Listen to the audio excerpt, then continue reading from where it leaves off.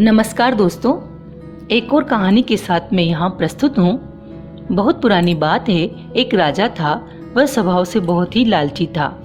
वह एक बहुत ही अमीर राजकुमारी से विवाह करना चाहता था, लेकिन उसे मनपसंद जोड़ नहीं मिल रहा था। उस राजा की एक आदत थी कि वह किसी भी पूर्व सूचना के अपने घोड़े पर बैठकर नगर में घूमने निकल पड़ता। उसी नगर के एक कोने में एक चक्की वाला रहता था। उसकी एक बहुत ही सुंदर और प्रतिभावान पुत्री थी। उसके पिता को उस पर बहुत ही अभिमान था। वह उसके भविष्य के प्रति बहुत ही आशावान था। बहुत दिनों से राजा ने नगर का चक्कर नहीं लगाया था, इसलिए वह अपने शाही घोड़े पर बैठकर तुरंत ही निकल पड़ा। दूर नगर के कोने पर उसे एक घर दिखाई दिया। यह घर उस चक्की वाले का था। राजा को देखते ही चक्की वाले ने उसे झुककर प्रणाम किया। उसने अपने छोटे से घर में होने वाली असुविधा के लिए राजा से क्षमा मांगी। वह बोला कि उसका घर बहुत ही छोटा व साधारण है, लेकिन उसके पास एक ऐसी वस्तु है जो राजा के पास भी नहीं है। उसने अपनी पुत्री का परिचय राजा से करवाया। वह बोला कि उसकी पुत्री बहुत ही सुंदर व प्रतिभावान है। प्रतिभावान? क्या वह भूसे को स्वर्ण में बदल सकती है? राजा ने व्यंग पूर्वक मिलर से पूछा। हाँ, मेरी पुत्री यह कार्य कर सकती है, चक्की वाले ने बिना किसी हिचकिचाहट के उत्तर दिया। यह सुनकर राजा ने उस लड़की को महल ले जाने का आदेश दिया। वहाँ उसे भूसा रखने के कमरे में बंद कर दिया गया। राजा ने उसे आदेश दिया कि अगली सुबह तक भूसे का ढेर स्वर्ण में परिवर्तित हो जाना चाहिए, अन्यथा उसे मृत्युदंड दिया जाएगा। लड़की ये सुनकर हताश हो गई। वह चुपचाप भूसे के ढेर पर बैठ गई। वह जानती थी कि यह कार्य उसके लिए असंभव है। जब वह लड़की उस कमरे में बैठी हुई थी, तभी उसे किसी की पदचाप सुनाई दी। वह आवाज दरवाजे की ओर से आ रही थी। कुछ क्षणों बाद दरवाजा खुला और वहां से एक बोना उस कमरे में दाखिल हुआ। चमकीले कपड़े पहने हुए उस बोने के एक तीखी सी नाक थी। उसके चेहरे पर एक दुष्ट मुस्कुराहट तैर रही थी। लड़की उसे देखकर थोड़ा डर गई। डरो मत, मैं यहाँ तुम्हारी मदद करने के लिए ही आया हूँ, बोने ने लड़की से कहा। क्या तुम इस भूसे को स्वर्ण में बदल सकते हो? लड़की ने बोने से प्रश्न किया। हाँ, सिर्फ तभी जब तुम मुझे बदले में कुछ दो, बोने ने उत्तर दिया। लड़की ने तुरंत ही अपने सोने की चेन उतारकर बोने को दे दी। बोना उसे पाकर संतुष्ट हो गया। फिर वह तुरंत ही अपने काम में लग गया। लड़की थोड़ी देर बाद ही गहरी नींद में सो गई। अगली सुबह जब वह जागी, तब तक सारा भूसा सोने के ढेर में बदल चुका था। बोना अपना काम करके वहां से जा चुका था। राजा ने जब कमरे का दरवाजा खोला तो उसने वहां स्वर्ण का ढेर पाया। उसे देखकर वह रोमांचित हो उठा। उसने लड़की को पुनः वही आदेश दे डाला, परंतु इस बार भूसे की मात्रा पहले की अपेक्षा बढ़ा दी गई। लड़की ये सुनकर दुखी हो गई। उसे लगने लगा कि इस बार वह मौत के मुंह से नहीं निकल पाएगी, लेकिन उसके आश्चर्य की कोई सीमा न रही जब उसके सामने वही बोना प्रकट हो गया। लड़की ने बोने से भूसे को स्वर्ण में बदल देने का आग्रह किया। उसके बदले में उसने अपने सोने की अंगूठी बोने को दे दी।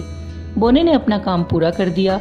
पिछली बार की तरह ही राजा ये सब देखकर आश्चर्यचकित हो गया। तीसरी बार फिर राजा ने लड़की को वही आदेश दिया। उसने कहा कि यदि इस बार भी वह अपने कार्य में सफल होती है तो वह उससे विवाह करके उसे अपनी महारानी बना लेगा। लड़की मन ही मन प्रार्थना करने लगी कि वही बोना फिर उसकी मदद के लिए प्रकट हो जाए। कुछ ही क्षणों में वह बोना उसकी नजरों के सामने खड़ा था, लेकिन इस बार बोने को देने के लिए लड़की के पास कुछ भी नहीं था। ये सुनकर बोने ने लड़की के सामने एक शर्त रखी।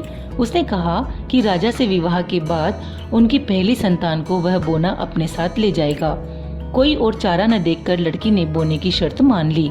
कुछ ही क्षणों में भूसे का ढेर स्वर्ण में परिवर्तित हो गया। उसके बाद प्रसन्न हुए राजा ने उस लड़की से विवाह कर लिया। वे खुशी खुशी रहने लगे। वह लड़की कुछ दिनों बाद उस बोने के बारे में बिल्कुल ही भूल गई।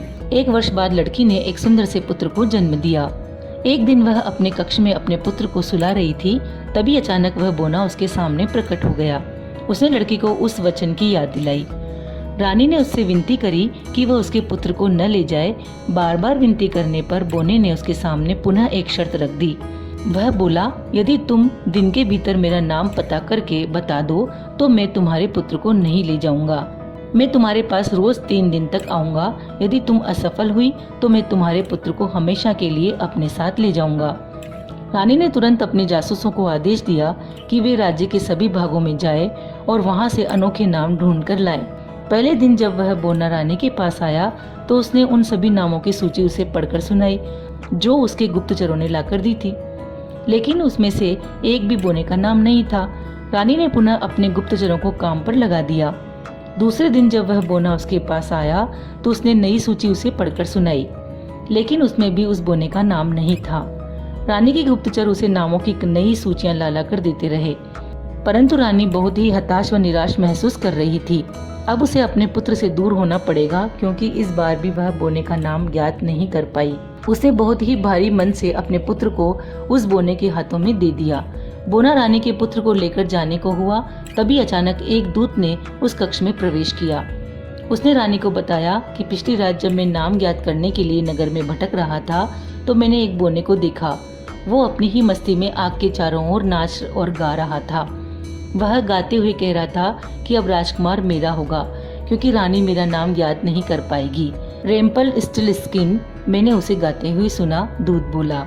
ये सुनते ही रानी को बोने का नाम ज्ञात हो गया। वह खुशी से चिल्लाते हुए बोली, तुम्हारा नाम रेम्पल स्टिल स्किन है। बोना ये सुनकर दंग रह गया।